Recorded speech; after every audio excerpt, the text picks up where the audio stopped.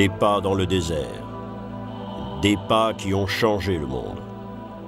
Il y a 2000 ans, un prédicateur juif ambulant apparaissait en Palestine. Il prêchait le renouveau et l'amour. Il serait exécuté, mais son message survivrait.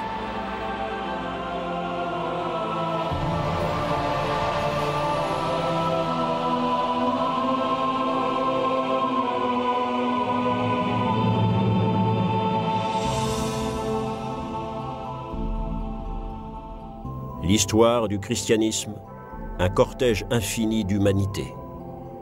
Une route qui serpente à travers les siècles, pleine d'erreurs et de confusion, pleine de dévotion et de passion. Une route faite non de dates historiques, mais du vécu d'individus. Une histoire de souffrance, mais aussi une histoire de joie.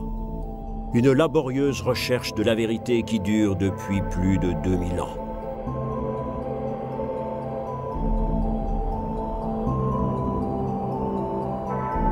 Cette histoire ne commence pas par un livre, mais par les enseignements et la vie d'un homme nommé Jésus de Nazareth.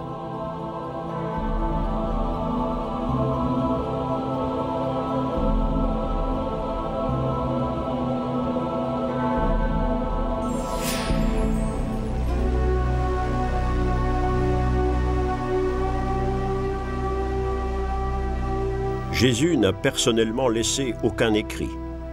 De lui, ne nous sont parvenus que les souvenirs de ses plus proches disciples. Plus tard, ces souvenirs allaient devenir un livre, le Nouveau Testament. Ce livre allait en fin de compte changer le cours du monde. De son vivant, pourtant, c'est à peine si l'on remarquerait l'existence de Jésus. Dans le cadre des paysages sauvages de Terre Sainte, son destin se déroulerait devant d'humbles auditeurs, des bergers, des pêcheurs et des fermiers. Il leur parlerait. Certains le suivraient. La solitude de ce paysage éveille la recherche de Dieu. Longtemps avant Jésus, c'est ici qu'a surgi la croyance en Yahvé, le Dieu unique. C'est cette croyance qui va différencier les Juifs de toutes les autres nations de l'Antiquité. Le livre saint des Juifs est la Torah. Il raconte la création du monde, d'Adam et Ève, le déluge, Abraham et Moïse.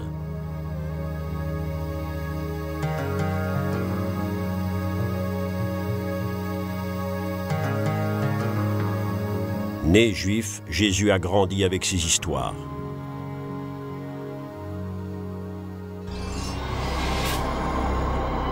Jérusalem, capitale de Judée, n'était pas une ville tranquille. D'innombrables conquérants avaient pris ses murs d'assaut et inondé ses rues de sang.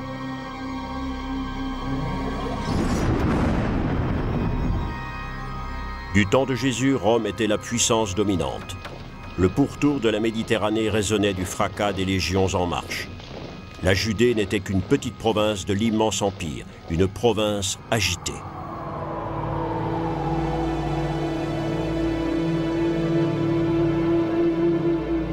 Hérode régnait ici, roi de par la grâce des Romains, dans sa magnifique capitale de Jérusalem. Hérode n'était pas un roi légitime. Il n'avait même pas d'ancêtre juif. Pour gagner les cœurs de ses sujets, il avait fait reconstruire le temple de Salomon d'une splendeur sans précédent.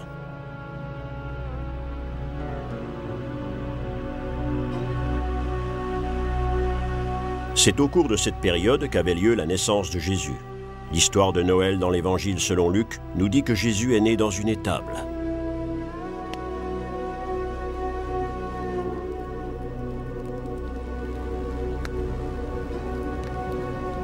La date exacte de cette naissance est objet de discussion. Les historiens de l'époque n'ont même pas mentionné cet événement, pour eux sans importance.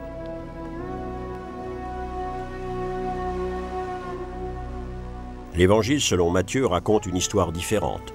Une étoile inconnue était apparue pour proclamer la naissance de Jésus. 3 sages, interprètes des corps célestes, étaient venus de l'Est pour adorer l'enfant. Leur geste était censé souligner l'unicité de Jésus. La suite de l'histoire se transforme alors en roman noir.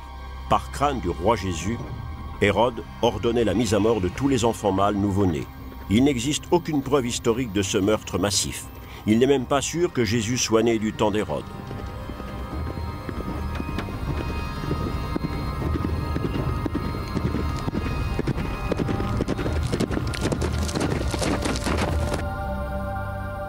Ni la date, ni le lieu de naissance de Jésus ne sont précisément connus.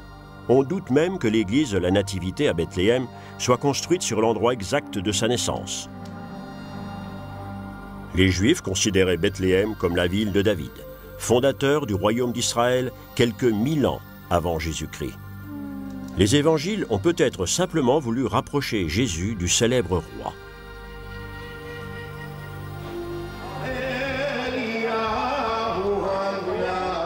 Jésus a grandi comme un juif. 8 jours après sa naissance, il était circoncis, comme le sont tous les garçons juifs.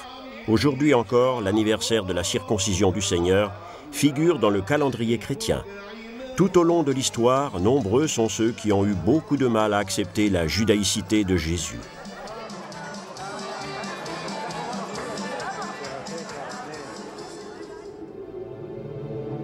Les évangiles ne nous disent presque rien de l'enfance et de l'adolescence de Jésus.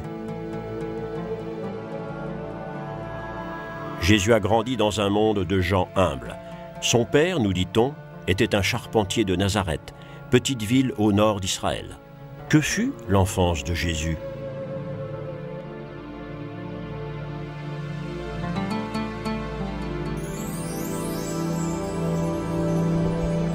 Une seule histoire nous parle du jeune Jésus. Au cours de la Pâque juive, il était venu à Jérusalem avec ses parents, venus porter leur offrande comme le prescrit la loi juive.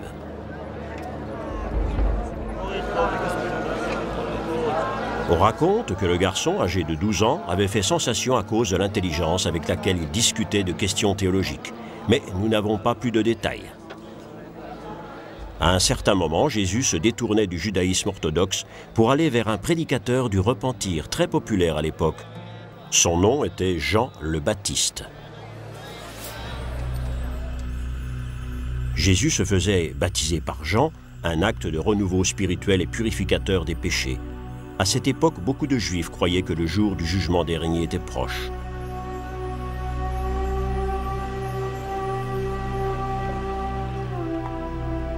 Ce baptême dans le Jourdain était un tournant dans la vie de Jésus. À partir de cet instant, il menait une vie de prédicateur nomade en Galilée et sur les berges du lac de Tibériade. Il y trouvait ses premiers auditeurs au milieu de simples pêcheurs. L'un d'eux, nommé Simon, se décidait à le suivre. Il allait devenir célèbre sous le nom de Pierre. Jésus parlait souvent en paraboles et en images. Il proclamait de nouvelles valeurs, stupéfiantes aux yeux du plus grand nombre. Bénis soient les charitables, car ils atteindront la pitié. Bénis soient les cœurs purs, car ils verront Dieu. Bénis soient les pacifiques, car ils seront appelés les enfants de Dieu.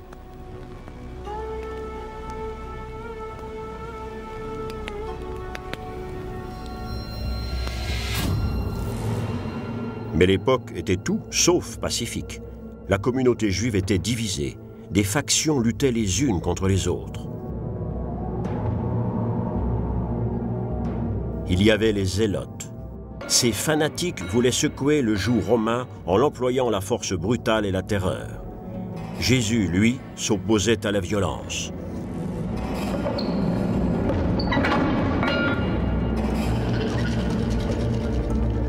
Et puis, il y avait les prêtres du temple. Les ruines de leur demeure à Jérusalem attestent toujours de leur style de vie luxueux, jusqu'à posséder un système privé d'alimentation en eau pour le mikvah, le bain rituel traditionnel. La caste des prêtres, qui vivaient en grande partie sur le très lucratif impôt religieux que chaque juif devait acquitter, avait depuis longtemps fait sa paix avec les occupants romains. Jésus, lui, critiquait ouvertement l'utilisation de la religion comme source de bénéfices.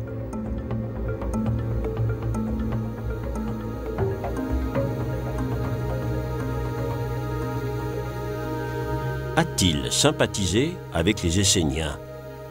Ceux-ci cherchaient la solitude et se détournaient du monde, attendant l'Apocalypse et le commencement du royaume de Dieu. La pieuse communauté des Esséniens vivait dans l'isolement sur les berges de la mer Morte. 2000 ans plus tard, leurs écrits ont été retrouvés dans les cavernes de Qumran.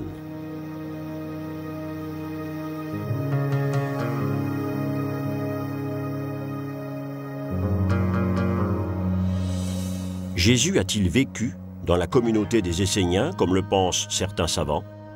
Cela n'a jamais été prouvé. Une chose est cependant certaine, se retirer du monde n'était pas conforme à son enseignement.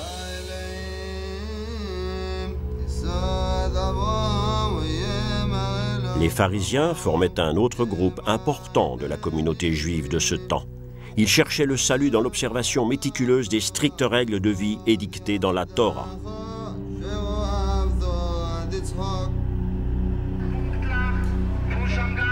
La tradition de brûler de vieilles choses avant le repas de la Pâque juive remonte à une ancienne injonction biblique.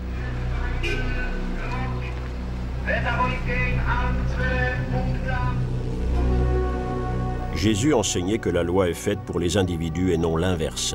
C'est pourquoi de nombreux partisans du dogme le considéraient comme impie.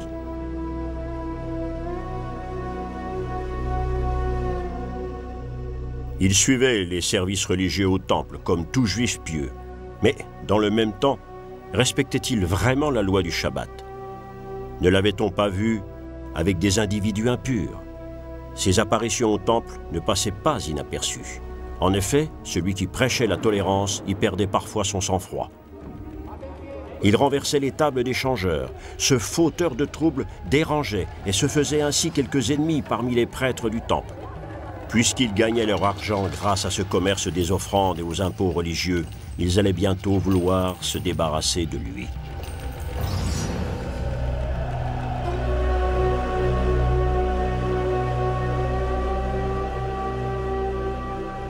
Le mont Sion est situé à l'extérieur des portes de Jérusalem.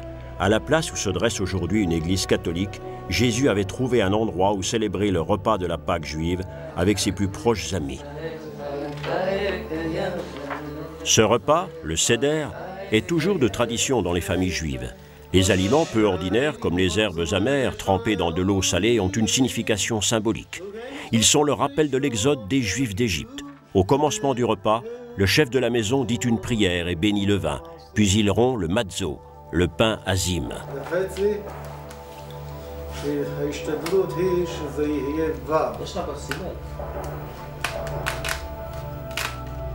Puis il prit du pain, le bénit, le rompit et le leur distribua en disant « Ceci est mon corps qui vous est donné, faites cela en mémoire de moi. » Il fit de même avec sa coupe après dîner en disant « Cette coupe est la nouvelle alliance dans mon sang qui vous est donnée pour la rémission de vos péchés. »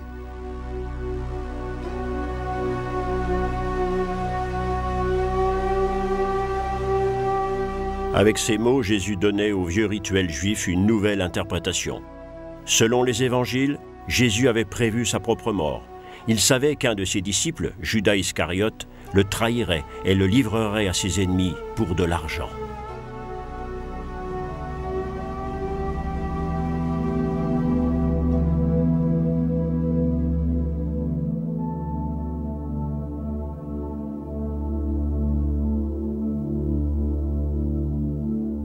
Après ce dernier dîner, Jésus et ses disciples recherchaient un endroit tranquille sur le mont des Oliviers.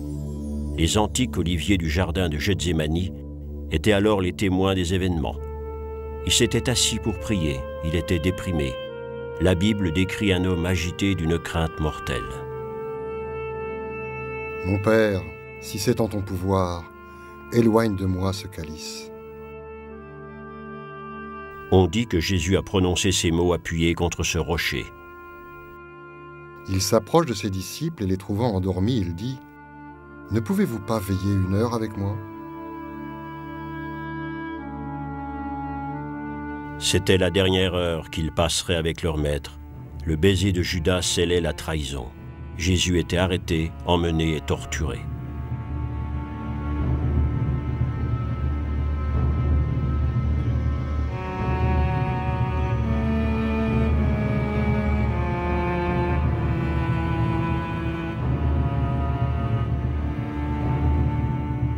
Les soldats jouaient alors au dé son vêtement sur une de ces pierres, toujours visible à Jérusalem. Le pouvoir d'occupation condamnait Jésus à la pire des punitions, la crucifixion, des heures d'un supplice mortel, lié et cloué à une croix en bois.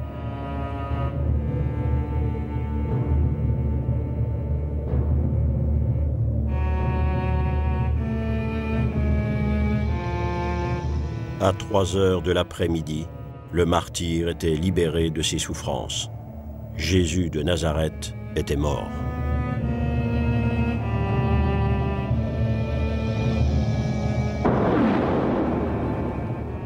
C'est alors que le voile du temple se déchira de haut en bas, et la terre se mit à trembler, les rochers à bouger, et les tombes à s'ouvrir.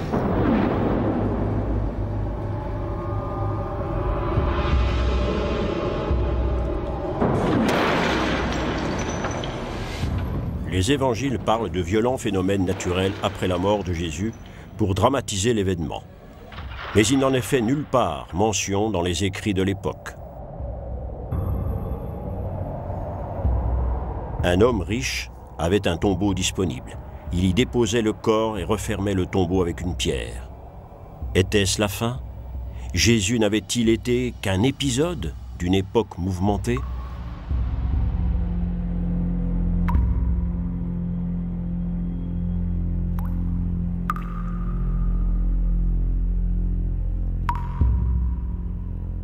Mais l'histoire allait rebondir.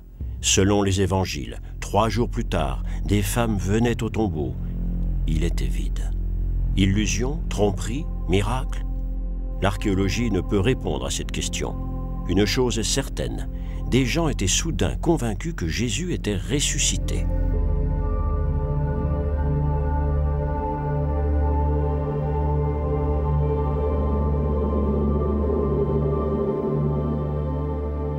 Selon la Bible, cette croyance allait emporter les premiers chrétiens comme un ouragan. Ils sortaient de leur cachette et commençaient à prêcher dans les rues de Jérusalem. Une porte volait en éclats, une nouvelle religion venait de naître.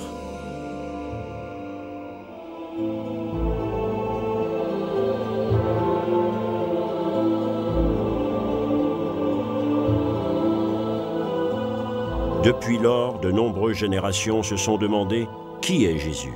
Est-il le Christ, loin de Dieu? Est-il le propre Fils de Dieu? Est-il le fondateur d'une Église qui transfigure abondamment sa mémoire? Est-il le Rédempteur du pauvre et du faible qui met en lui tous ses espoirs?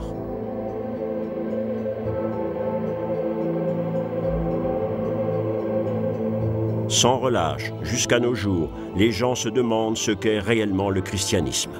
Chaque époque a trouvé sa propre réponse, que ce soit dans la plus profonde piété ou l'ardeur missionnaire, dans l'amour désintéressé ou la violence fanatique, tous les chrétiens se réclament de Jésus de Nazareth.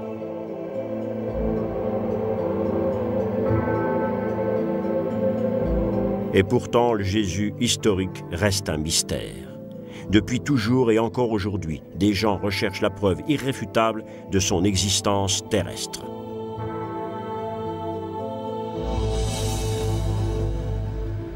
Nombreux sont ceux qui voient dans cette empreinte le visage de Jésus, une empreinte bien mystérieuse que celle du linceul de Turin. Depuis le Moyen-Âge, ce tissu est révéré comme une relique.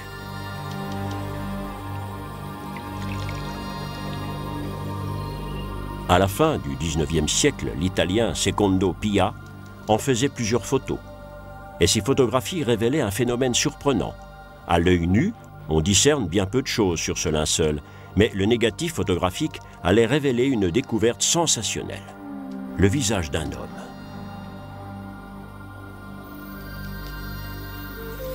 Des millions de gens considèrent cette image comme celle du visage de Jésus.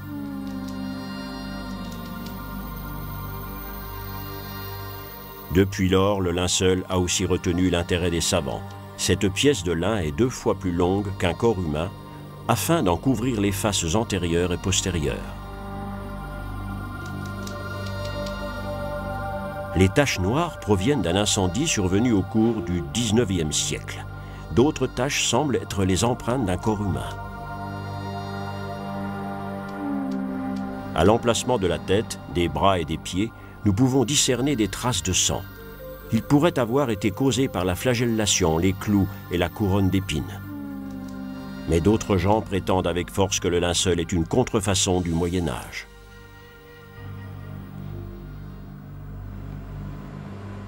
La science moderne pourrait répondre à cette question. La relique, étudiée par la technique de la datation au carbone 14, a été identifiée comme venant du XIVe siècle. Mais d'autres scientifiques doutent de l'exactitude de la méthode.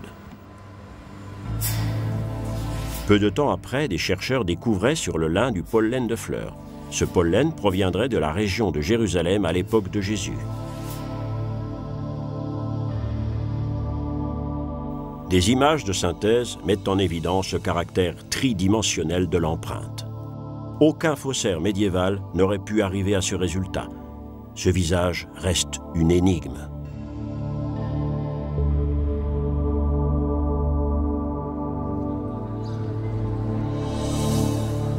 L'église du Saint-Sépulcre à Jérusalem.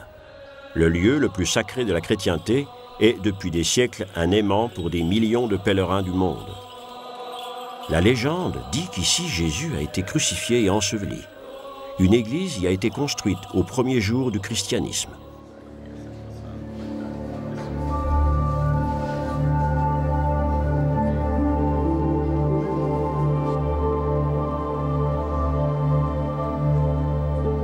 Golgotha, le lieu du crâne. L'endroit où fut exécuté Jésus et son tombeau ne sont qu'à quelques mètres l'un de l'autre à l'intérieur de l'église. On a longtemps douté de l'exactitude de l'emplacement de ces lieux historiques. Le lieu d'exécution et le tombeau ne pouvaient que se trouver hors des murailles de Jérusalem. Grâce aux fouilles archéologiques, nous savons maintenant que cet endroit se trouvait bien à l'extérieur de la ville à l'époque de Jésus. Dans la chapelle qui s'élève sur le tombeau, les archéologues ont trouvé une tombe contemporaine de Jésus.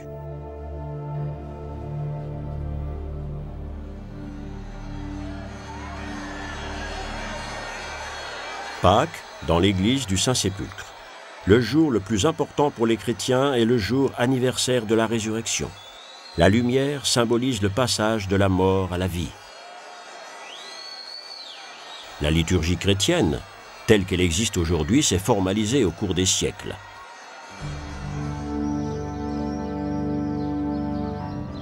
Dans les années qui ont suivi la crucifixion, les disciples de Jésus étaient inconscients d'être des chrétiens. Ils se considéraient toujours comme des Juifs. Ils obéissaient aux commandements de Moïse et suivaient les services au temple. Cependant, ils célébraient un repas commun en souvenir de Jésus. Ils s'occupaient des vieux et des malades et vivaient dans une communauté très unie. La première communauté chrétienne n'était qu'un groupe de Juifs parmi beaucoup d'autres, mais elle s'attirait de plus en plus de sympathisants.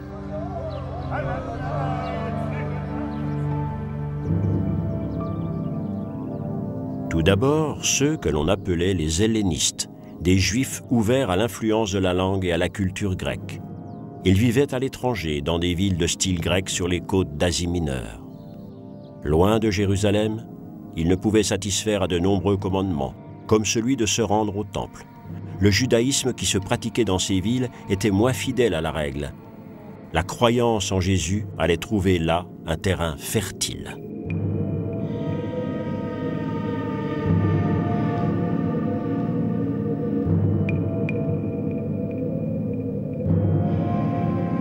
Le leader de ce groupe à Jérusalem était un jeune homme nommé Stéphanos. Ayant publiquement préconisé la nouvelle foi, il s'attirait la haine des traditionalistes.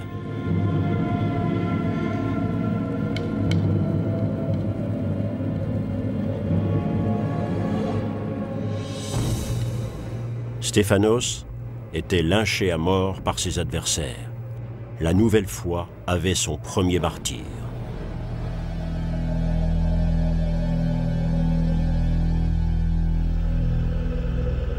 Mais selon les écrits du Nouveau Testament, un conflit couvait à l'intérieur même du mouvement de Jésus. Une réunion des apôtres à Jérusalem était organisée pour résoudre le problème. Le point de friction était le suivant. fallait-il nécessairement être juif pour être chrétien? La tradition nous dit que l'avis de Pierre et de Paul avait finalement prévalu. Les non-juifs pourraient aussi devenir des chrétiens. Une décision de grande conséquence. Sans elle, le nouveau mouvement serait resté une secte juive parmi d'autres. Maintenant, il s'ouvrait au monde. La nouvelle foi se diffusait de Jérusalem à l'Asie mineure et à la Grèce. Elle faisait même son chemin vers l'Arménie, l'Éthiopie et l'Inde. Mais l'événement le plus important de cette époque avait lieu, selon la tradition, sur le chemin de Damas.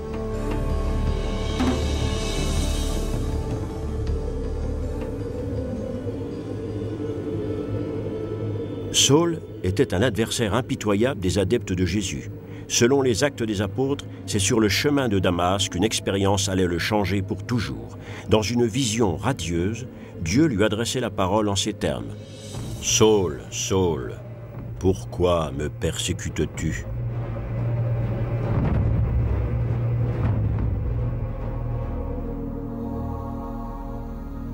Saul devenait un champion rayonnant de la nouvelle foi. Saul devenait Paul, qui signifiait le sans importance.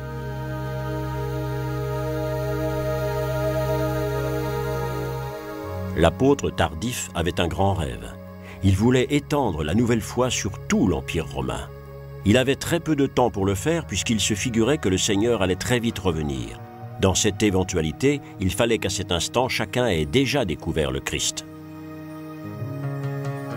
Ses voyages l'emmenaient de Jérusalem en Asie mineure. Il convertissait et laissait sur son passage les graines de futures congrégations chrétiennes. Avec Paul, le nouveau message atteignait l'Europe. Après avoir porté ses pas en Grèce, il retournait dans les grandes villes des côtes de la mer Égée.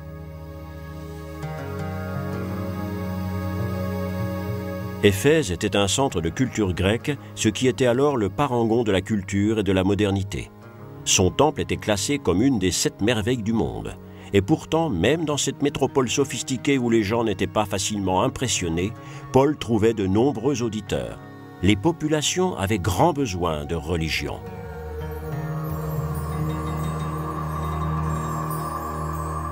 Nombreux étaient ceux qui allaient encore faire leur dévotion au célèbre temple d'Artémis devant l'image de la déesse de la fertilité.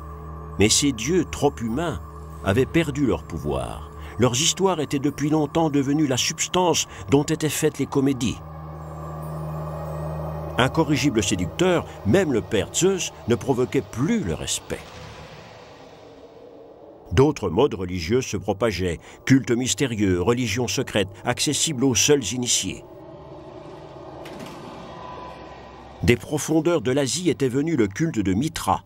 En hommage au dieu, un taureau était sacrifié pendant les cérémonies. Tout au long de l'histoire, les peuples ont cherché une réponse à l'éternelle question « D'où venons-nous et où allons-nous » en sacrifiant à des cultes comme celui-ci.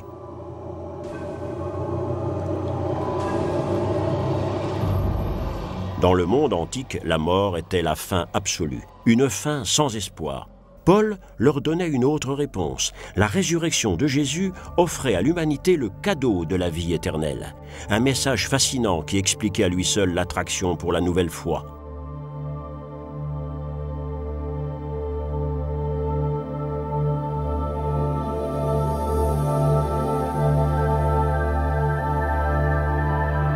Mais Paul n'avait pas que des amis. Ses ennemis le calomniaient. Arrêté, il était emmené à Rome.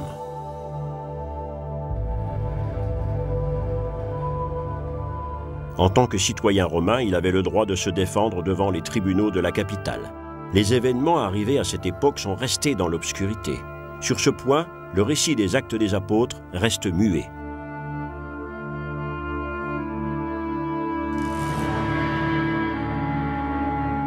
L'empereur Néron régnait à Rome. Selon des historiens romains, il faisait incendier un quartier pauvre de la ville pour faire place à de splendides structures. Mais les chrétiens étaient accusés de cet incendie criminel. Une chasse aux sorcières commençait. La tradition veut que Paul ait été arrêté et jeté dans un cul de basse-fosse. Je suis prêt au sacrifice et mon heure est venue. J'ai livré un bon combat. J'ai fini ma route. J'ai maintenu la foi. Ces derniers mots nous sont parvenus par le Nouveau Testament. Paul a probablement été décapité.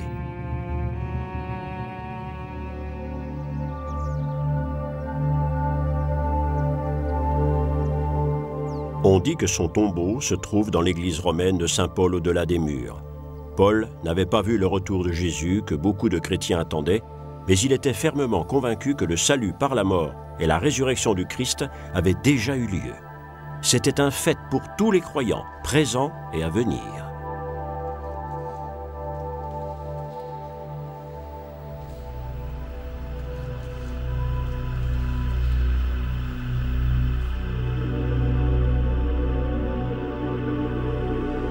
Pendant des années, ce message se transmettait seulement de bouche à oreille.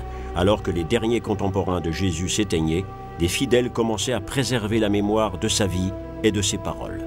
C'était le commencement des évangiles. Les évangiles ne sont pas des biographies historiques. Aucun de leurs auteurs n'a jamais connu Jésus personnellement. Le Nouveau Testament est le résultat d'un long développement. Le premier récit écrit dans les années 70 de notre ère est celui de Marc. Il est plus court que les autres et écrit en grec.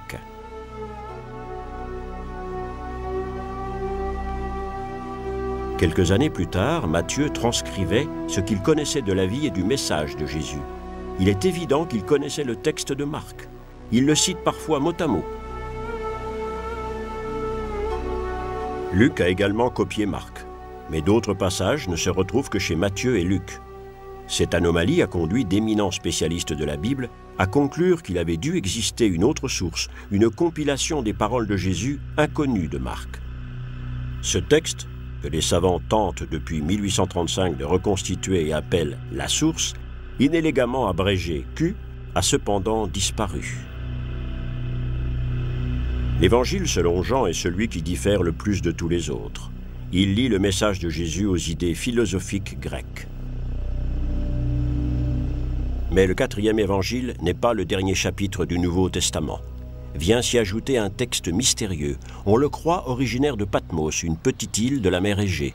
C'est ici, à l'endroit où se dresse aujourd'hui un monastère grec orthodoxe, que l'auteur est censé avoir écrit le livre des Révélations, la prédiction de l'Apocalypse. Comme l'évangéliste, son nom était Jean.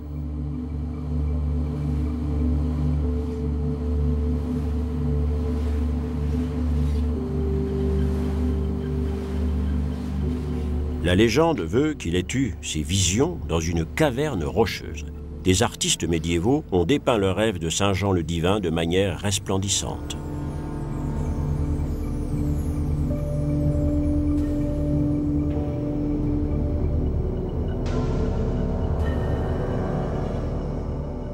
L'Apocalypse est le livre le plus mystérieux du Nouveau Testament. Une vision de la fin du monde, de la lutte violente entre le bien et le mal, et du terrible jugement que Dieu appliquera au monde. Jean pensait à la fin de l'Empire romain. Au cours du temps, ce texte a frappé l'imagination d'innombrables artistes.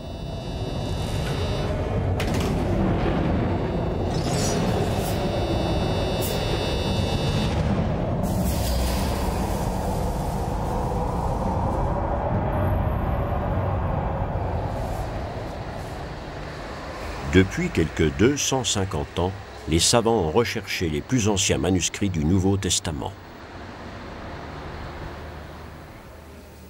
En 1840, un jeune savant de Leipzig arrivait à la Bibliothèque nationale à Paris. Constantin von Tischendorf y étudiait un document appelé palimpseste. Le parchemin étant à cette époque une denrée rare, donc chère, les scribes grattaient souvent des textes plus anciens pour y écrire de nouveaux. En se penchant sur un tel document, Tischendorf découvrait sous l'ancien texte un texte plus ancien encore qu'il identifiait comme un écrit biblique du 5e siècle. Dès lors, le jeune savant acquérait la certitude qu'il devait exister ailleurs d'autres documents de même nature, et il avait bien l'intention de les trouver. En avril 1844, il s'embarquait pour le Proche-Orient à destination du plus vieux monastère de la chrétienté, celui de Sainte-Catherine dans la péninsule du Sinaï.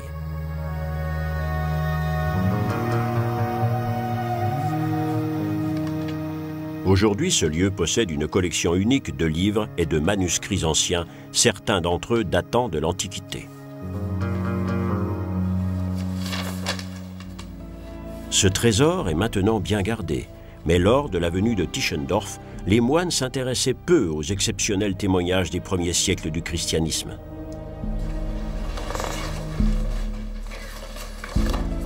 Le savant était horrifié par l'état de la bibliothèque. En fouillant dans une réserve, il faisait une découverte sensationnelle. Les pages qu'il tenait à la main constituaient la plus vieille transcription de la Bible.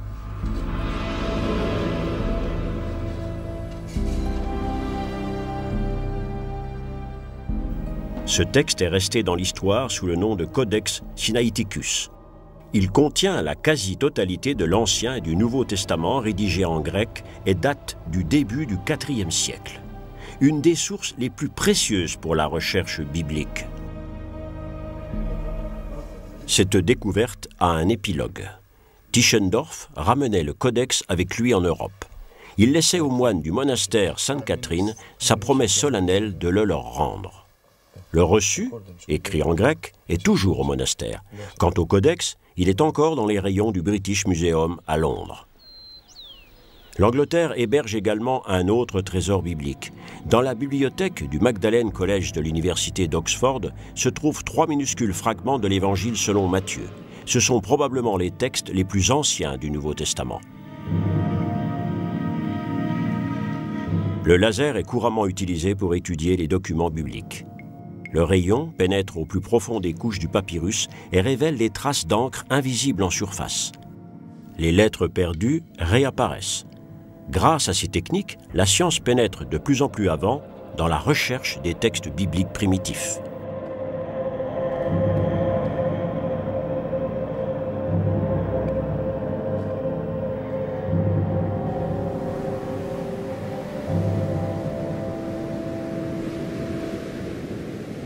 Les rives de la mer Morte, près de Qumran.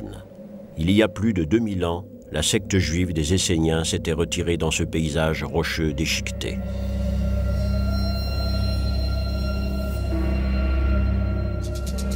En 1947, un jeune bédouin créait une énorme sensation.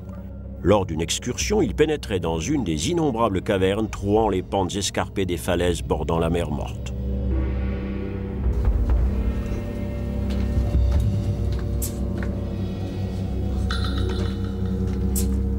Le garçon y découvrait quelques cruches d'argile dans lesquelles les Esséniens avaient caché leurs biens les plus précieux.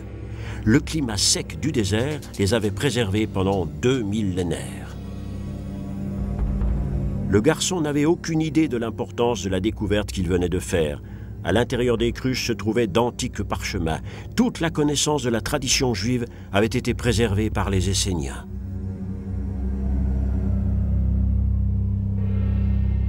Le livre du prophète Isaïe est sur un des rouleaux. Aujourd'hui, ce document est gardé comme une sainte relique nationale à Jérusalem. Mais en plus de ce texte, des milliers de minuscules fragments ont aussi été trouvés. Leur préservation et leur traduction a pris très longtemps. Il y avait beaucoup de suppositions. Quelques savants envisageaient un rapport direct entre Jésus et ses enseignements.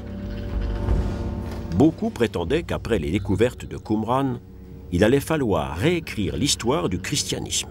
Certains d'entre eux supputaient même une conspiration du Vatican pour supprimer cette découverte. Entre-temps, nous savons que les textes esséniens ne révèlent aucune information concrète sur Jésus. Une catastrophe est à l'origine de la sensationnelle découverte de Qumran. Les Esséniens avaient en effet mis leurs textes à l'abri des troupes romaines qui avaient détruit Jérusalem et le Temple en l'an 70 de notre ère. Une chapelle sur le mont des Oliviers porte l'inscription « Dominus flevit », le Seigneur pleura. Selon les évangiles, c'est à cet endroit que Jésus avait prévu la destruction du Temple. Voyez cette fière construction, il n'en restera pas pierre sur pierre.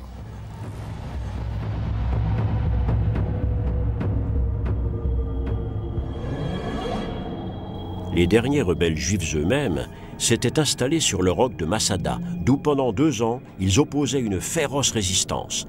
En arrivant au cœur de la forteresse, les Romains ne trouvaient que des cadavres. Les assiégés s'étaient donné la mort.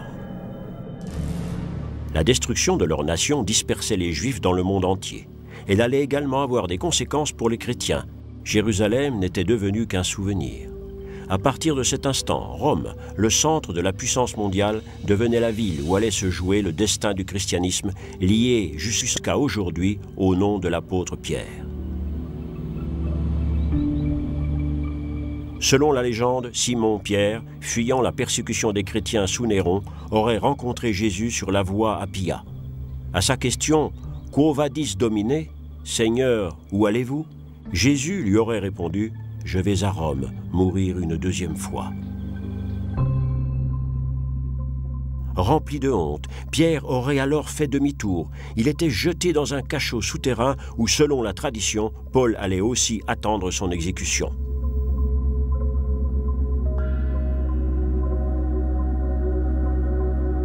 Pierre, que les évangiles décrivent comme emporté et même un peu lâche, aurait demandé au bourreau de le crucifier à l'envers parce qu'il ne méritait pas de mourir comme son Seigneur.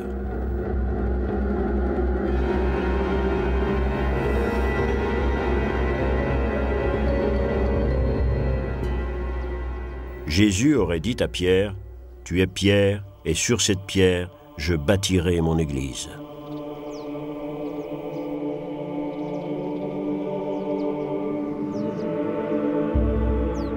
Les évêques romains allaient se réclamer de l'autorité de Pierre dans leurs revendications pour la papauté. C'est pourquoi la puissante église papale de Rome porte aussi le nom de Pierre.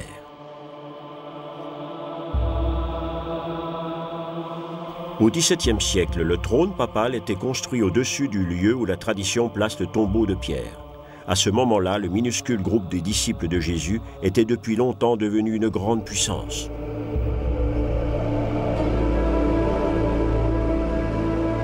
Au commencement était un prédicateur juif ambulant nommé Jésus. Ses disciples le reconnaissaient comme le Christ, Fils de Dieu et Sauveur de l'humanité.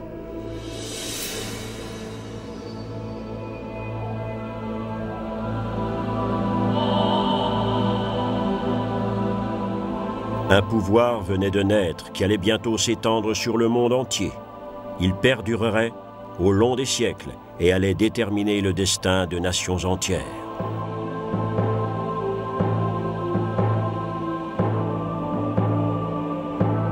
Le cortège d'une humanité à la recherche d'une grande promesse, un cheminement déroutant pour les peuples, une vision qui, encore et encore, allait insuffler la force aux croyants, une quête commencée il y a 2000 ans et qui n'a jamais cessé jusqu'à nos jours.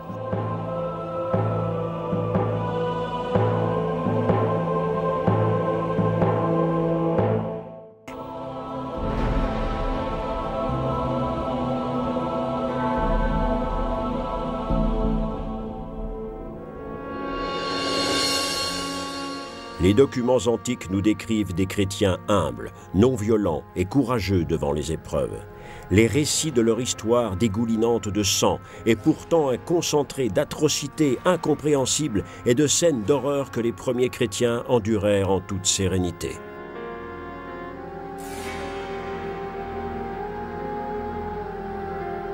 Les descriptions des martyrs attestent du courage de ces femmes et de ces hommes face à la mort. La tradition a transformé leur mort en autant d'actes d'héroïsme, en clichés de courage. Telle l'image du capitaine romain, Sébastien, condamné à être exécuté par ses propres archers.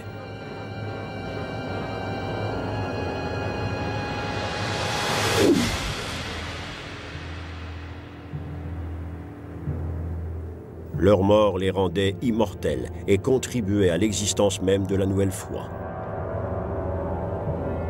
La tradition chrétienne en fait une description détaillée.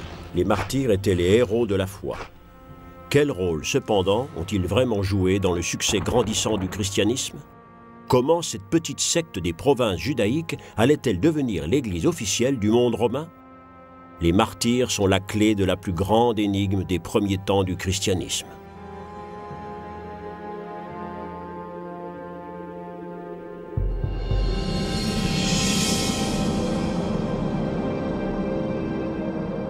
À la fin du 1er siècle de notre ère, l'action de Pierre et de Paul faisait de Rome, la ville des Césars, le centre de la nouvelle religion chrétienne. Cependant, aucun signe de cette présence chrétienne ne marquait encore la ville. Au commencement étaient des congrégations juives dont les réformateurs chrétiens s'étaient détachés. Cette jeune église avait 30 000 membres dans une capitale d'1 million d'habitants, une minorité insignifiante.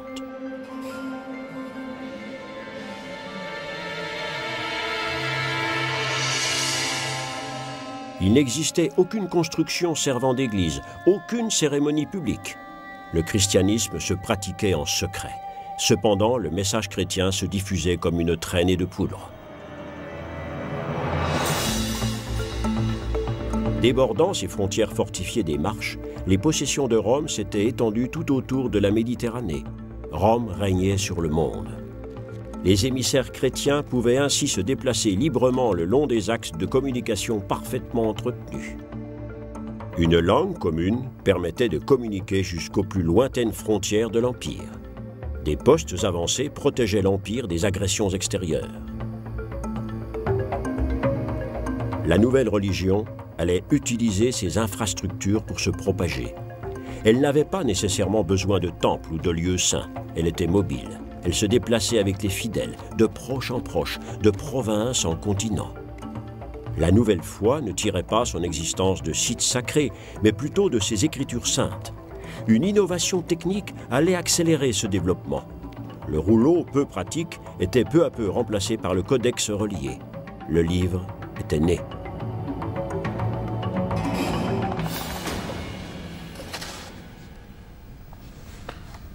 À l'Institut de restauration des livres et manuscrits anciens de la Bibliothèque d'État de Munich, on maîtrise les gestes de fabrication des antiques codex.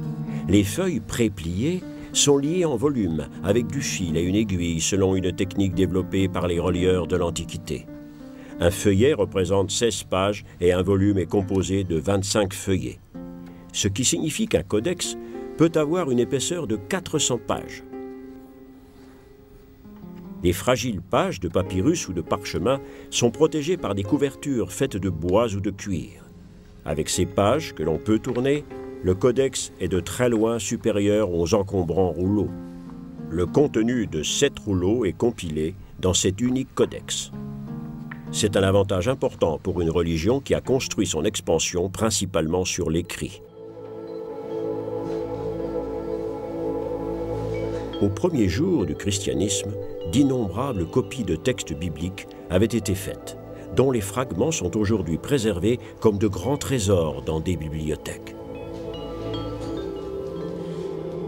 Mais qu'y avait-il de si nouveau dans le message chrétien pour que cette nouvelle religion soit si attirante? C'était principalement le concept d'un au-delà qui différenciait la nouvelle foi de toutes les religions antiques. L'assurance qu'au lieu d'un monde de ténèbres, un paradis rayonnant nous attend après la mort. Un heureux au-delà où se dissipent toutes les douleurs de ce bas monde, où le chrétien trouve sa place aux côtés de Dieu et de Jésus-Christ. Une véritable provocation pour les Romains qui croyaient en l'ici et maintenant et au culte de l'État.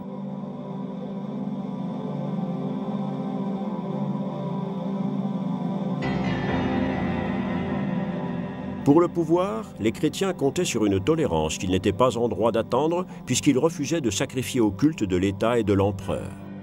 Ils n'adoraient pas les dieux antiques, dont les bustes étaient exposés dans le Panthéon. Ils étaient soupçonnés de rien moins que de souhaiter le déclin et la chute de l'Empire.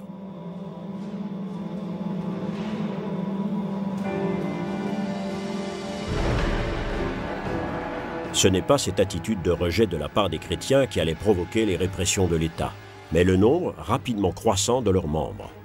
Le christianisme n'était-il pas un mouvement de masse menaçant l'unité de l'État? Les rues de l'antique Ostie, le port de Rome, nous ramènent au premier temps de la propagation du christianisme. C'est dans des villes comme celle-ci, où le commerce et les échanges étaient florissants, que le message chrétien se répandait rapidement par le bouche à oreille. Avec le baptême, tout un chacun pouvait participer à la certitude de la rédemption. Avec une simple profession de foi, tout un chacun pouvait devenir chrétien.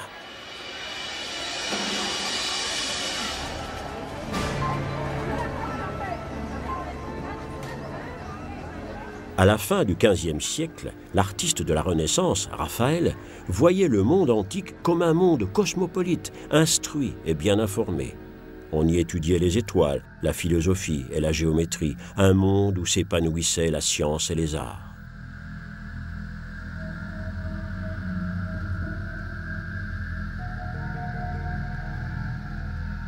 Les premiers chrétiens concentraient leur esprit sur l'au-delà. Ils étaient des étrangers dans ce monde. Sur le mont Palatin, des archéologues romains ont trouvé, taillé dans le roc, un dessin qui raille la foi d'un chrétien. Alexaménos prie son Dieu, dit l'inscription, Dieu crucifié à une tête d'âne.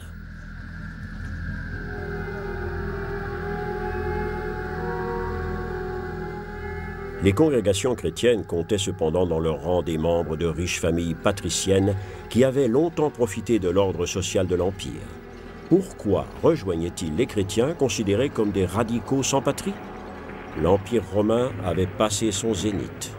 Les ennemis extérieurs pénétraient de plus en plus avant dans les territoires de l'Empire et à l'intérieur les valeurs de la décadence s'imposaient.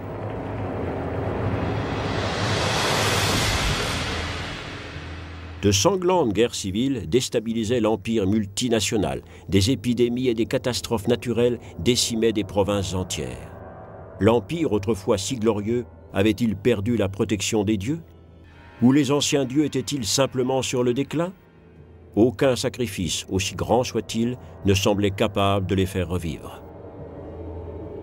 Pour de nombreuses personnes de cette période de l'Antiquité, la promesse chrétienne offrait la réponse la plus convaincante aux événements catastrophiques du IIe et du IIIe siècle. Pour d'autres, cependant, les chrétiens étaient la cause première de ce malheur général. Ils sont une horde rampante qui a peur de la lumière du jour. Qu'arrive-t-il derrière leurs portes closes où les non-baptisés n'ont pas accès ? Les chrétiens étaient accusés de s'adonner à des orgies et aux sacrifices d'enfants. La réalité semble bien différente de ces calomnies.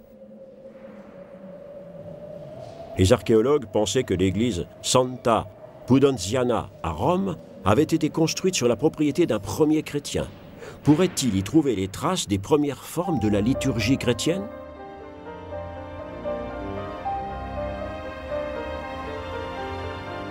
Les fouilles avaient commencé à 10 mètres sous le niveau du sol. Pour chaque siècle passé, il avait fallu retirer 60 cm de décombres. Un certain Pudentius vivait à ce niveau il y a environ 1800 ans. Un ruisseau coulait ici à côté de la rue pavée. Et voici l'entrée de la Domus Pudenti.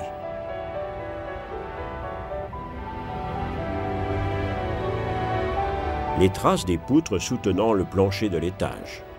La base d'une colonne qui a dû soutenir l'auvent sur la cour. Un revêtement de sol en mosaïque.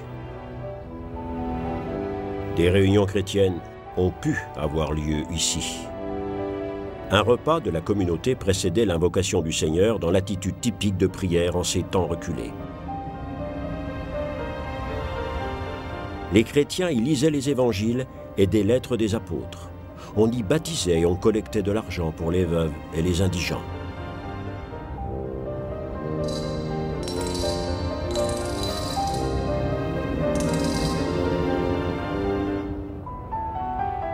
La maison de Pudentius servait-elle d'église chrétienne primitive? On en trouve la preuve dans la mosaïque de l'abside qui date du 5e siècle. Dominus Conservator Ecclesiae Pudentianae. Le Seigneur protège l'église de Pudentius. Pudentius a dû faire partie de ces gens qui avouaient publiquement leur nouvelle foi dans le Rédempteur. Lui et ses coreligionnaires éveillaient la méfiance de leurs voisins païens. En l'an 64, l'empereur Néron mettait le feu à la vieille ville de Rome et en accusait les chrétiens. À Lyon, les chrétiens étaient persécutés dès l'an 177. L'affirmation que les chrétiens étaient responsables de tous les malheurs allait être tenace. Les tremblements de terre en Asie mineure, la guerre civile en l'an 248, c'était eux. Les épidémies à Rome en l'an 270, la faute des chrétiens. Et comme le disait un dicton populaire de l'époque, à cause des chrétiens, la sécheresse se prolonge. En 249, le glorieux général Decius devenait empereur. Il lui fallait stabiliser un empire secoué par les crises. Pour gagner la faveur des dieux, il publiait un décret forçant l'ensemble de la population à confesser publiquement sa foi et à sacrifier aux dieux et à l'empereur.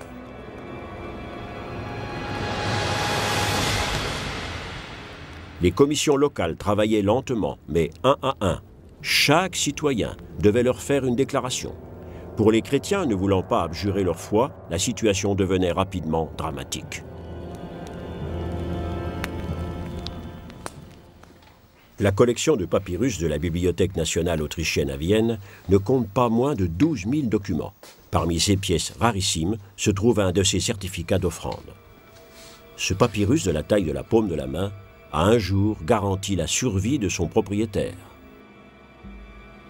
Aux membres de la commission des offrandes du village de Philadelphie. J'ai régulièrement sacrifié aux dieux et j'ai toujours prouvé ma piété. Et maintenant, en votre présence, conformément au décret impérial, j'ai fait une offre de fumée et je vous prie de le certifier avec votre signature. Toute personne refusant de considérer l'empereur comme un dieu était persécutée. Decius, cependant, ne pouvait mener cette horrible mission à son terme. Il mourait l'année suivante. Mais, pour nombre de chrétiens, la nouvelle de la mort de leur oppresseur arrivait trop tard. Êtes-vous chrétienne? Oui, je suis chrétienne. Vibia Perpetua, une distinguée romaine, vivait à Carthage, la 3e plus grande ville de l'Empire. Elle était arrêtée avec 4 de ses coreligionnaires appelés à partager son destin. La jeune femme trouvait l'obscurité oppressante. J'étais horrifiée parce que je ne m'étais jamais trouvée dans une telle obscurité auparavant. Ô jour de malheur!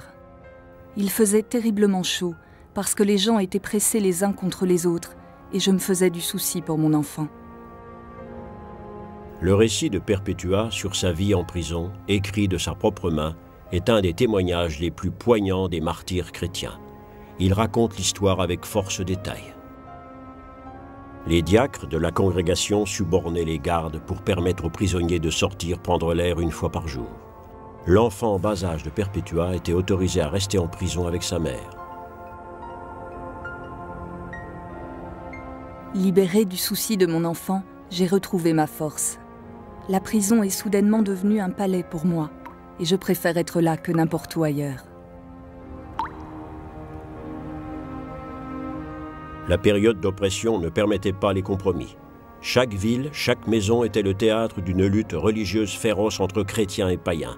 Des femmes étaient répudiées, des maris dénoncés, des mariages rompus, des enfants déshérités. La famille de Perpetua ne faisait pas exception à la règle. Mon père, rongé par le souci, est venu me supplier d'abjurer ma foi. Et j'ai été troublée par le malheur de mon père, parce qu'il ne pouvait trouver aucune joie dans ma souffrance. Puis le procureur a prononcé notre sentence, mort par animaux sauvages.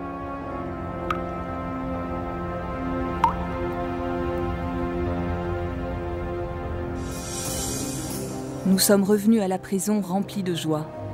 J'écris ces lignes la veille des festivités. Il reviendra à quelqu'un d'autre de décrire les festivités elles-mêmes.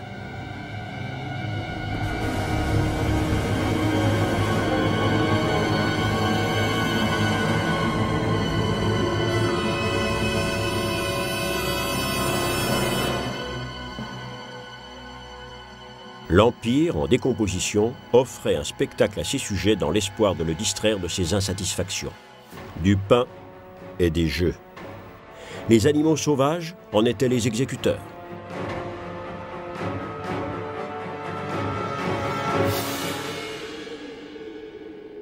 Comme nombre de ses coreligionnaires, Perpetua périssait dans l'arène.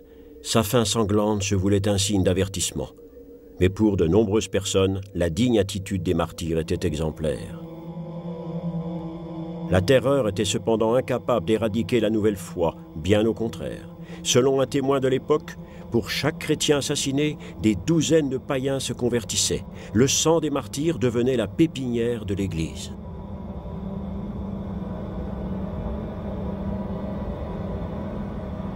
Les persécutions forgeaient l'unité de la communauté chrétienne. Mais quelque chose d'autre les unissait. Un système de signes et des symboles avec lesquels ils pouvaient exprimer leur adhésion à la foi du Rédempteur sans se trahir au monde extérieur. Dans ce code secret, le poisson devenait le symbole du baptême.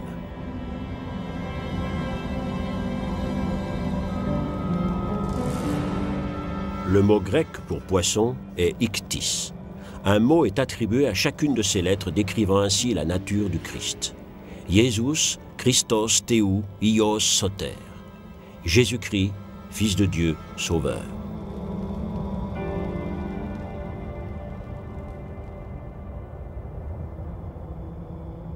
Les signes et symboles secrets des premiers chrétiens ont été préservés dans des sites uniques dont la pleine signification reste encore aujourd'hui une énigme.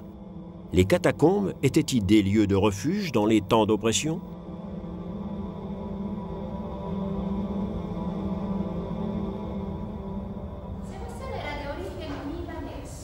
Les pièces de réunion étaient rares et se trouvaient principalement près des entrées des catacombes. Même si l'air frais arrivait facilement jusque-là, les gens qui venaient y chercher refuge ne devaient pas s'y sentir en totale sécurité. Une coulisse des grandes catacombes Domitilla. Derrière le mur, un petit réservoir d'eau. Le passage mène à un puits d'eau potable profond de 7 mètres. L'alimentation en eau étant assurée, il n'était nullement nécessaire de quitter l'abri des catacombes. Un indice pour étayer la théorie des catacombes comme lieu de refuge?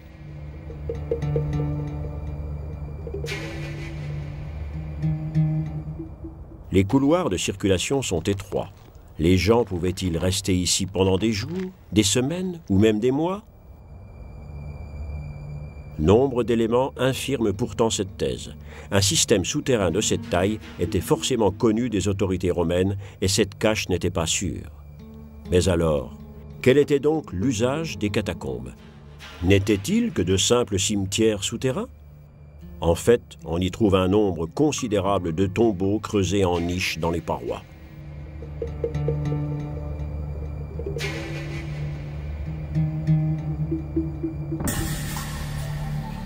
Les catacombes seraient donc un labyrinthe de tombeaux. Les congrégations prenant de l'importance, il leur fallait plus d'espace pour ensevelir leurs morts. C'est ainsi qu'ils ont creusé de plus en plus profondément. De riches familles faisaient peindre leurs niches funéraires. Les artistes utilisaient toute l'imagerie de l'Antiquité. Jésus revêtu de la toge du savant. Le Christ jouant de la flûte comme Orphée. Jésus, berger, surveillant son troupeau, ou guérisseur tenant sa baguette magique. Mais où est la croix?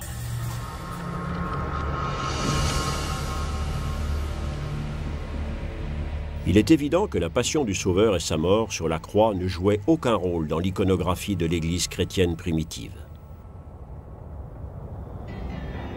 Les catacombes chrétiennes n'étaient donc ni lieux de refuge ni églises souterraines. Ce n'étaient que des cimetières, mais quels cimetières? Des centaines de milliers de chrétiens furent enterrés ici dans l'attente du salut. Ils y étaient mis à reposer temporairement, comme ils le croyaient tous, pour être ressuscités un jour dans la gloire de Dieu Tout-Puissant.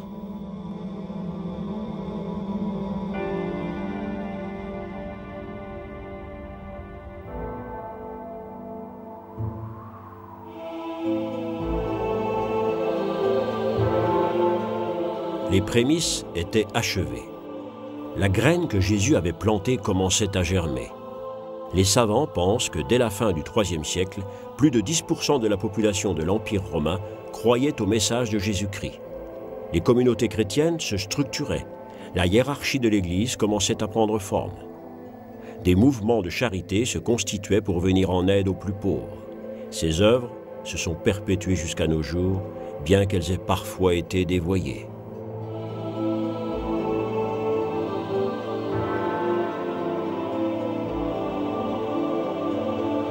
Tout au long de sa longue existence, le message chrétien serait lui aussi souvent déformé. Le déroulement des événements historiques allait souvent pousser des gens à renier certaines de leurs valeurs pour répondre dans l'urgence à des questions inattendues. Les premiers chrétiens eux-mêmes devaient faire face à une décision importante. Devaient-ils essayer d'apaiser les puissances étatiques pour aider leur Église à faire sa percée?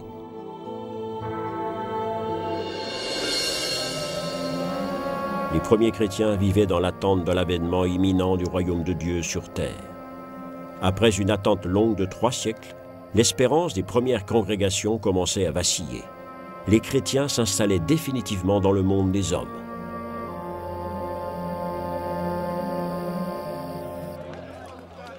Pourtant, même un chrétien doit subvenir à ses besoins. Pour beaucoup, esclaves libérés ou anciens paysans, il n'existait pas d'autre alternative que le service militaire. Bien que cette profession leur garantisse un revenu stable, elle les mettait aussi devant l'éventualité permanente de la mort. La croyance dans la venue d'un monde meilleur trouvait dans ces populations un terrain fertile.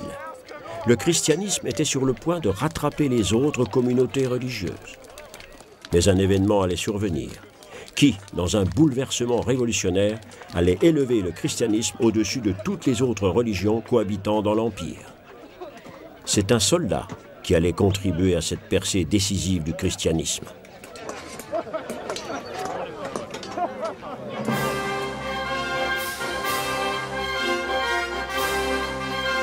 Les récits contemporains fournissent l'information sur les événements de l'année 312. Constantin partageait le pouvoir sur l'Empire avec 3 autres Césars. Parti de Trèves, siège de son gouvernorat, il passait par la Gaule pour aller s'attaquer au co-régent Maxentius, qui régnait sur les provinces italiennes et Rome. Alors que Constantin achevait ses préparatifs pour assiéger la capitale, ses éclaireurs annonçaient l'approche des troupes de son ennemi, Maxentius. Ce dernier avait recherché les signes du destin et consulté l'oracle. Les ennemis de Rome succomberaient à l'extérieur des murs de la ville. Fort de cette prophétie, il était sûr de sa victoire.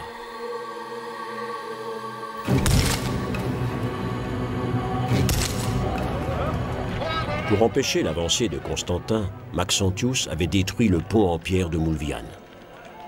Le Tibre en crue, ses gués étaient infranchissables. Constantin et ses troupes campaient sur la rive opposée de la rivière. Pour permettre à la prophétie de s'accomplir, Maxentius faisait alors assembler un pont provisoire sur des pontons flottants.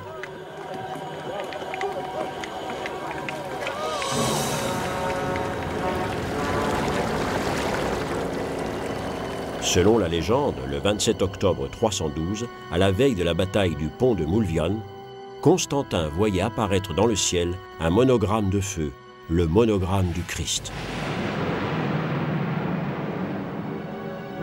Rêve, hallucination ou réalité? Une chose est certaine. Quelques années plus tard, il ferait graver ce monogramme sur les pièces de monnaie frappées à son effigie.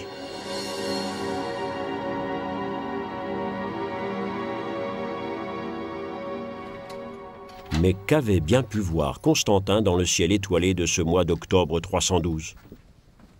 C'est au planétarium de Munich qu'a été tentée une reconstitution historique. Les données chiffrées ont été introduites dans la machine, date de l'événement, latitude et longitude du site d'observation.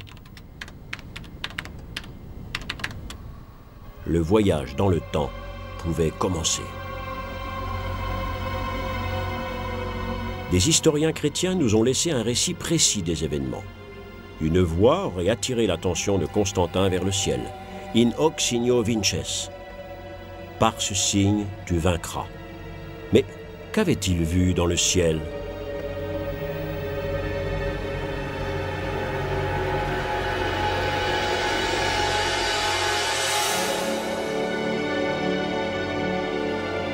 Les planètes Mars, Saturne, Jupiter et Vénus formaient ce jour-là une conjonction extrêmement rare. Elles étaient parfaitement alignées. Les constellations du Capricorne et de l'Aigle dessinaient un P en arrière-plan, soit la lettre R dans l'alphabet grec. L'alignement des étoiles et des planètes formait un dessin ressemblant étrangement au monogramme du Christ. Constantin a-t-il vraiment vu cette apparition céleste? Peu importe la réponse, lui était persuadé d'avoir reçu un message sans équivoque. Il gagnerait avec l'aide du Dieu chrétien.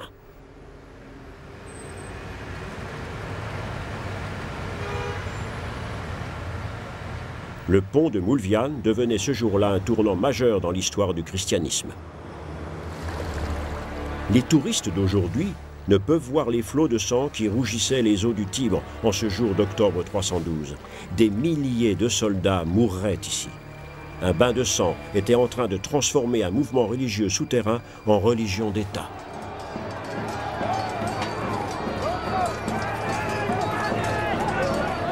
La bataille était impitoyable.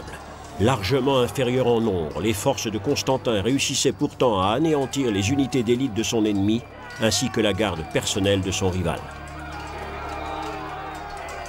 Maxentius lui-même devait se jeter dans la bataille.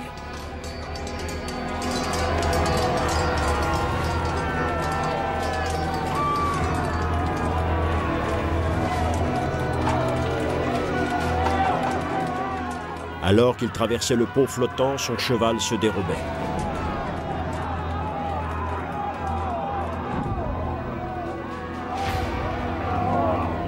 Alourdi par son armure de combat, Maxentius coulait à pic dans les eaux du Tibre.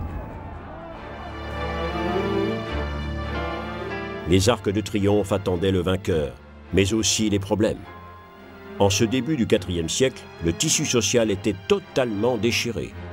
Les paysans se révoltaient contre les grands propriétaires terriens et les représentants du pouvoir. Le prolétariat combattait les classes moyennes et tous détestaient l'armée. Une seule force avait le pouvoir de réunir les différentes factions, le christianisme. Une cantine de charité dirigée par la congrégation de Sant'Egidio à Rome. Une fois l'an, lors des fêtes de Noël, on voit revivre cette grande tradition chrétienne.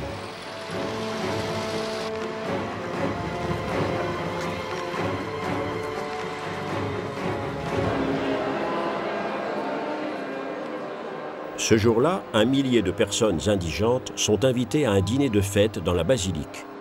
Une tradition qui remonte à l'époque de Constantin. À cette époque, les chrétiens se chargeaient des tâches que l'État, en pleine déconfiture, ne pouvait plus assumer. Perpétuant les exigences apostoliques des premiers temps du christianisme, les congrégations prenaient en charge les vieux, les veuves, les orphelins, les pauvres et les laissaient pour compte. Une tradition qui s'est perpétuée jusqu'à nos jours. En instaurant le christianisme comme pilier de la société, Constantin se souciait aussi de la paix sociale. En signe de gratitude pour sa victoire, Constantin voulait élever un bâtiment à la gloire du Dieu des chrétiens. La structure devait se démarquer des temples antiques. Il fallait à la nouvelle croyance une nouvelle architecture. Mais laquelle ? Des documents antiques attestent qu'une église avait été construite à l'intérieur des murailles de la ville d'Ostie, selon les canons définis par Constantin. Mais où se trouvait cette église ?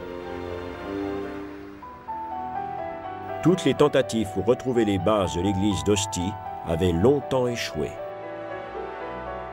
Les premières preuves allaient être découvertes en s'élevant dans les airs. Les fouilles pouvaient alors commencer. Une étude géomagnétique de la surface était alors mise en place. L'appareil de mesure pouvait ensuite se mettre à l'ouvrage. Les impulsions permettaient de sonder jusqu'à 1 mètre de profondeur. L'écho enregistré permettait de dresser une carte du sous-sol. Les données étaient alors entrées dans un ordinateur qui pouvait analyser le magnétogramme.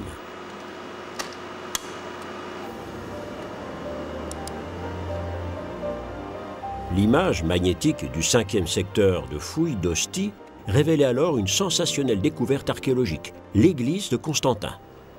Une basilique à 3 nefs, le nouveau style architectural de l'église chrétienne. Le magnétogramme était alors combiné avec la photographie aérienne. La position de la basilique pouvait alors être déterminée avec une précision absolue sur le terrain.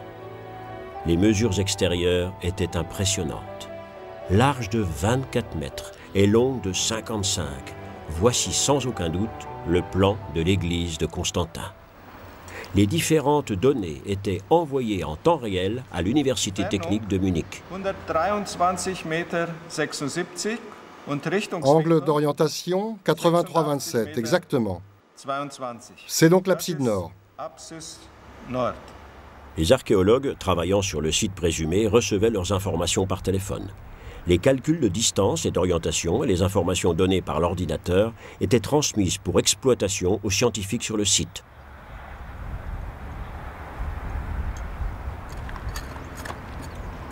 L'équipe d'archéologues de l'Institut technologique de Bavière avait 6 semaines pour achever son travail de fouille.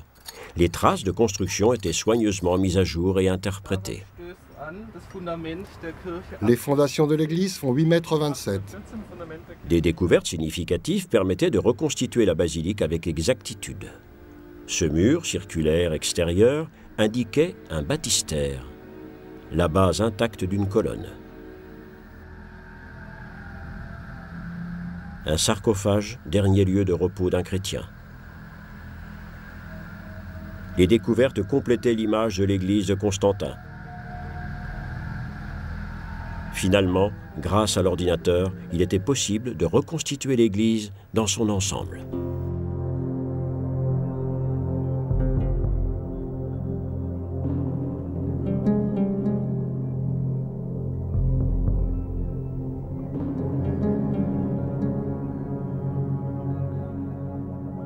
Les églises de Constantin sont des preuves solides de la cause commune entre l'empereur et la nouvelle religion.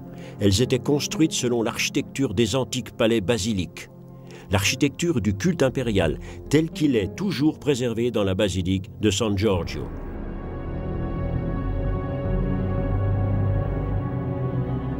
Une statue de l'empereur se tenait autrefois dans l'abside au bout de la travée centrale. Elle allait être remplacée par l'image du Christ. Le vêtement et la pose donnés au Christ sont ceux d'un empereur romain.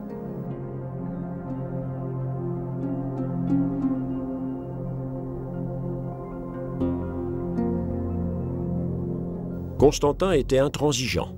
De même qu'il n'y avait qu'un seul Dieu pour des chrétiens, il ne pouvait y avoir qu'un seul empereur. Telle était l'équation politique proclamée par Constantin. Un Dieu, une Église, un empire, un empereur. Au début du IVe siècle, les chrétiens constituaient environ 10% de la population. Des communautés chrétiennes surgissaient aux quatre coins de l'Empire romain. En dehors des centres de Rome et d'Afrique du Nord, le christianisme s'étendait avec vigueur en Asie mineure, aujourd'hui territoire de la Turquie. Sur les rives du lac Iznik, en Turquie occidentale, se trouve une petite ville endormie qui fut autrefois le cadre de la première grande réunion de la hiérarchie de l'Église chrétienne. En l'an 325, l'empereur Constantin convoquait le premier concile à Nicée. 16 siècles séparent le premier concile de Nicée et celui de Vatican II qui s'ouvrait à Rome en 1962. Mais le but était toujours le même, l'unification de l'Église. Le sujet central du concile de Nicée concernait la nature du Fils de Dieu. Jésus de Nazareth était-il homme ou était-il Dieu ? Une discussion enflammée qui aboutissait à un compromis. Jésus était à la fois Dieu et homme.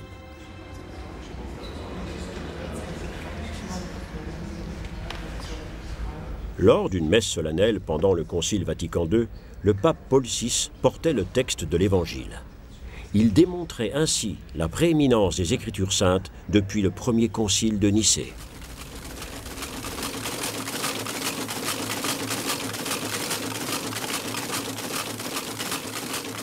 La Société d'édition biblique de Stuttgart en Allemagne continue d'éditer les Bibles modernes. Maintes et maintes fois tout au long de l'histoire, ces textes ont été copiés et traduits, et parfois falsifiés. Des manipulations qui ont de tout temps exaspéré les peuples. Ainsi, les recherches ont démontré que les femmes, dans les premières années de la chrétienté, occupaient des fonctions importantes. Pourquoi jouent-elles un rôle si subalterne dans les textes bibliques ? Les textes bibliques ont-ils été expurgés pour dissimuler ou minimiser leur rôle ? Une édition récente du Nouveau Testament, Épître aux Romains, chapitre 16, verset 7. À la fin de cette lettre, Paul envoie ses salutations aux membres les plus éminents de la congrégation romaine. Il s'adresse en particulier à deux d'entre eux dont il considère l'action comme étant digne de celle des apôtres. Andronicas et Junias sont a priori deux hommes. Pourtant, on est surpris de ne retrouver le nom de Junias dans aucun autre texte ancien. Junias, nom inconnu ou falsification ? À l'Institut de restauration des manuscrits antiques de la Bibliothèque nationale de Vienne, des documents anciens sont minutieusement reconstitués. De minuscules fragments de papier sont assemblés pour former des textes qui nous ramènent directement au monde de l'Antiquité. Particulièrement la plus vieille copie de l'Épître aux Romains, le papyrus Chester Beatty, écrit vers l'an 200.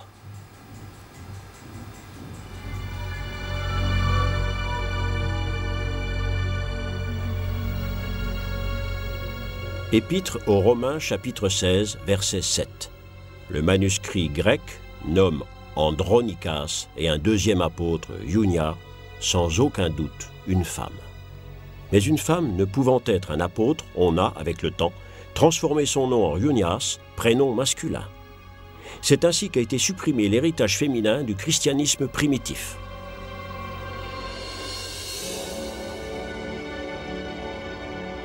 Devenu religion d'État, le christianisme s'est trouvé de plus en plus lourdement impliqué dans le tourbillon des décisions politiques. Qu'allait-il advenir des idéaux des premiers jours? Le premier christianisme perdrait-il son innocence? La tradition biblique devenait alors un sujet matériel soumis à de nouvelles interprétations. C'était l'arrivée de l'ère des enseignants théologiques, les pères de l'Église. L'un d'entre eux s'appelait Augustin. Né dans une famille aisée d'Afrique du Nord en 354, il étudiait à Carthage. À 30 ans, Augustin s'installait à Milan, où sa conversion représentait un tournant décisif dans sa vie. Il se faisait baptiser et commençait à étudier l'interprétation des Écritures saintes. À 40 ans, il devenait évêque et s'impliquait au plus haut niveau dans les discussions théologiques de son temps. Ses positions allaient marquer durablement le futur de la religion et de l'Église.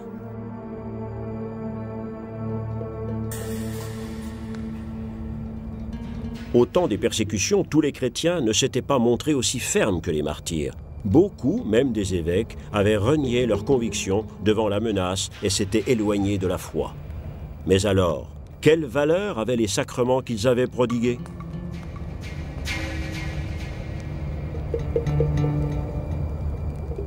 Augustin décidait que le sacrement était indépendant de la personne qui l'avait donné.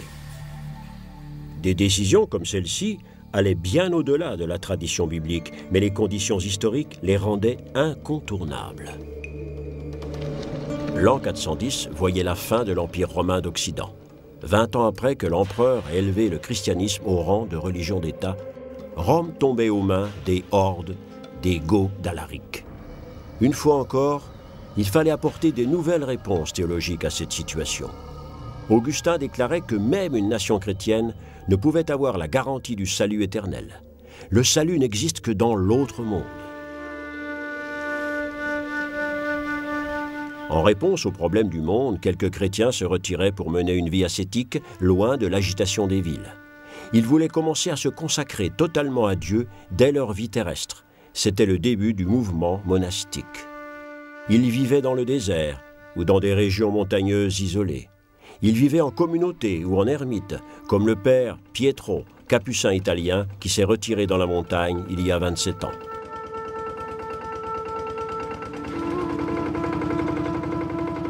Pietro vit selon une tradition qui remonte au premier temps de la chrétienté. Il s'est donné pour tâche de reconstruire un ancien refuge de pèlerins tombé en ruine pendant des siècles.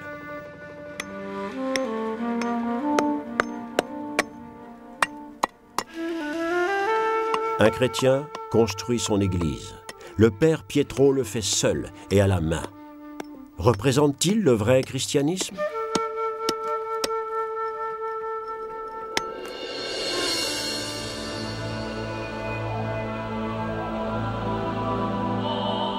En 3 siècles, une croyance était devenue une institution. Une secte opprimée s'était finalement transformée en église puissante. Mais à qui cette religion devait-elle cette percée étonnante? Au premier martyr? À la chance d'un empereur livrant combat pour l'unité de l'Empire? Aux promesses d'une vie meilleure dans un paradis céleste? En tout état de cause, l'impulsion donnée par les premiers chrétiens continue de se propager plus de 2000 ans après la mort d'un certain Jésus de Nazareth.